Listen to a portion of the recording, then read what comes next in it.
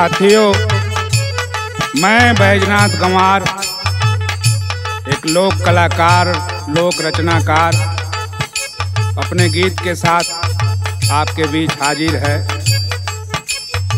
इस गीत में एक माँ अपने बच्चे को जगा रही है, या आप अर्थ लगाएं, आप स्वतंत्र हैं अपने ढंग से अर्थ लगाने के लिए इस गीत का। तो भारत माँ अपने सारे बच्चों को, सारे नागरिकों को, सारे सपूतों को जगा रही है, या फिर एक सुग्गा माँ, एक तोता माँ अपने छोटे से एक पंछी अपने छोटे से बच्चे को जगा रही है कि उठ जाओ, साहस करो, तुम्हें आसमान में उड़ना है, आगे बढ़ना है। भाव है कि हमको, आपको, सबको मिलके देश को आगे बढ़ाना है। मेरी अपनी स्वयं की भावनाएं यही हैं, बाकी आप सबके हवाले है। जिसको जैसा लगे पसंद करें। गीत अच्छा लगे तो मेरा YouTube चैनल बैजनाथ गंवार के नाम से है, आप पसंद आए तो वहाँ सब्सक्राइब करें, लाइक करें, कमेंट करें। आइए गीत पे आते हैं।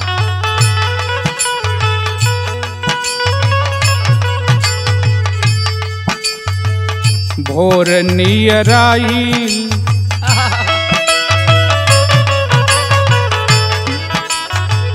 भोर नियर आई, आँखी खोला हो सुगनवा। भोर नियर आई, आँखी खोला हो सुगनवा। भोर नियर आई,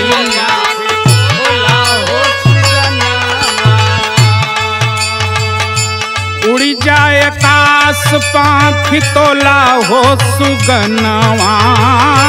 उड़ी जाए आकाश पाँख तोला हो सुगनवा।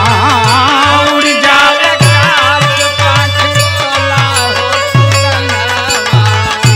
भोर नियर आई ना देश, इसे एक गुलशन मान लीजिए, एक बगीचा मान लीजिए। यहाँ छोटे बड़े तरह तरह के विभिन्न विभिन्न रंग के फूल हैं, और कुछ लोग इसे बर्बाद करने पर तुले हुए हैं। उनसे बचाने की जरूरत है। अब ही न जगबाता पीछे पछतईबा। अब ही न जगबाता पीछे पछतईबा। अब ही न जगबाता पीछे पछतईबा। जरी गुलशनवा, जरी गुलशनवा त कहाँवा छाहईबा। जरी गुलशनवा त कहाँवा छाहईबा। जरी गुलशनवा त कहाँवा छाहईबा। कैसे बचईबा गाँव टोला हो सुगनवा। कैसे बचईबा गाँव टोला हो सुगनवा।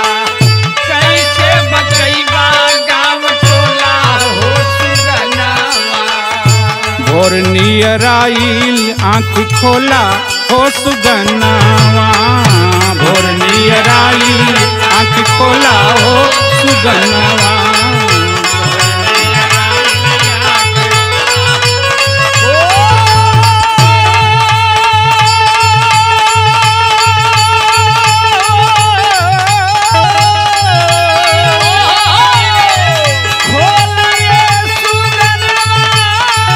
वाह भाई,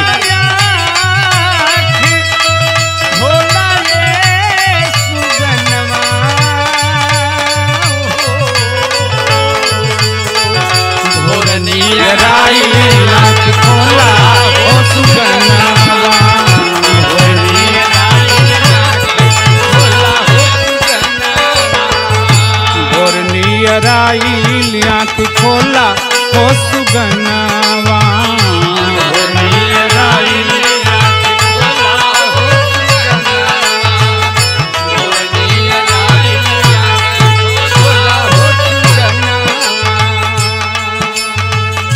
तोहरे सहारे,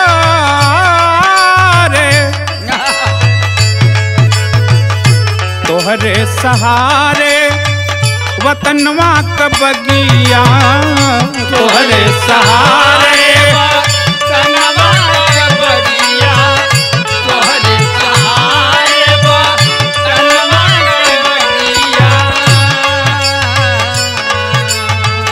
करा रखवारी कबो